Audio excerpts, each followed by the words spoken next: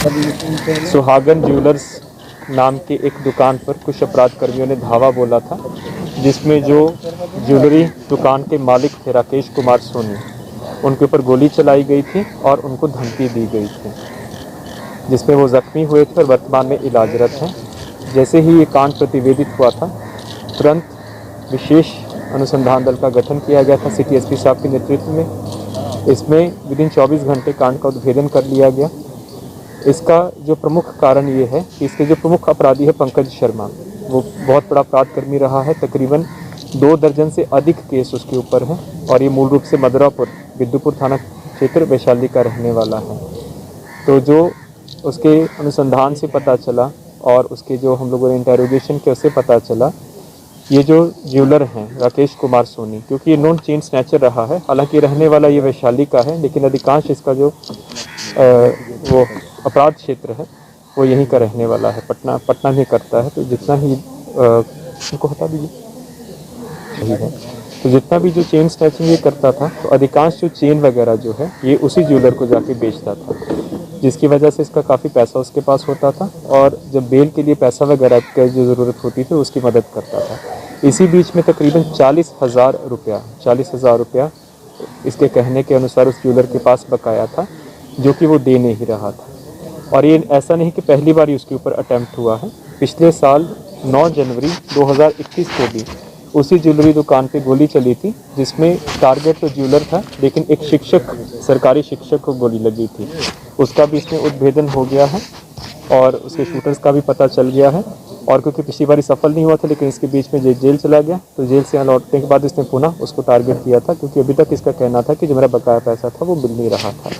इस पूरे प्रकरण में टोटल 5 लोगों को गिरफ्तार किया गया है, जिसमें 3 लोग घटनास्थल पर चढ़े थे। इसमें एक गोविंदा कुमार नाम का शख्स है, जो कि वैशाली जिला का रहने वाला है, और इसके साथ जहाँ पे जाके ये घटना का पूरा षड्यंत्र रचा गया था और जिन्होंने हथियार सप्लाई किया है, 2 सहोदर भाई हैं, प्रवीण कुमार उर्फ झुन्नू सिंह करके, और उसका भाई है सुबिंद कुमार उर्फ बंटी करके। इसमें टोटल 2 हथियार रिकवर हुए हैं जो कि प्रयोग हुए हैं, 2 मोटरसाइकिल जो कि घटना में प्रयोग हुए हैं वो रिकवर कर लिए गए हैं।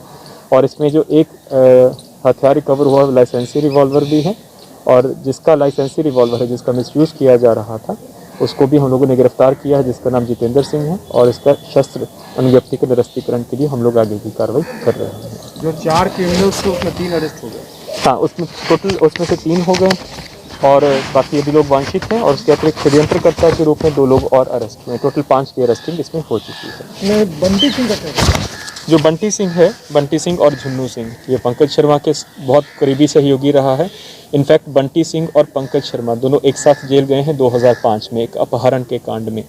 तो जब ये जेल से लौटा था और जो जैसे बेल के लिए पैसा चाहिए या फिर कोई और लॉजिस्टिक्स के लिए इसको हेल्प चाहिए, और घटना कारित करने के बाद भी उसी के घर में ही जाके छुपा था और एक दिन पहले भी उसी के घर में जाके छुपा था। इसमें जो बंटी सिंह का मित्र है जितेंद्र सिंह करके हैं, तो जितेंद्र सिंह के पास एक लाइसेंसी रिवॉल्वर है। तो इसको जब हथियार की ज़रूरत पड़ी थी तो एक कट्टा अपना लेकर गया था और उस रिवॉल्वर को ये वहाँ से लेकर घटनास्थल पर खुद गया था वहाँ पे पंकज शर्मा। क्योंकि जो आपका शस्त्र अनुज्ञप्ति होती है वो केवल आपकी आत्मरक्षार्थ उसके लिए होती है, आप उसको किसी अपराधी के कृत्य के लिए किसी को दे नहीं सकते हैं।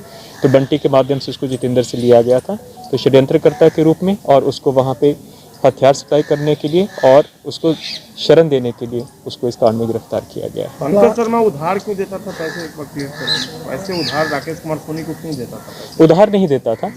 जो चेन स्नैचिंग का जो काम करता था, उसका जो चेन वगैरह वो उसी की दुकान पे जाके बेचता था, लूट का सोना वगैरह। और राकेश कुमार सोनी की यहाँ पे आज का नहीं, तकरीबन 1 दशक से ही, जब से है तब से वो कर रहा था। उसी में इसने बताया कि तकरीबन 40,000 रुपये इसका वहाँ पे फंसा हुआ था, जो इसकी ज़रूरत थी, क्योंकि इसका बहुत से कांड में बेल के लिए इसका पैसा खर्च हुआ था, और उसी में जब वो नहीं दे रहा था तो उसको उसने टारगेट किया था।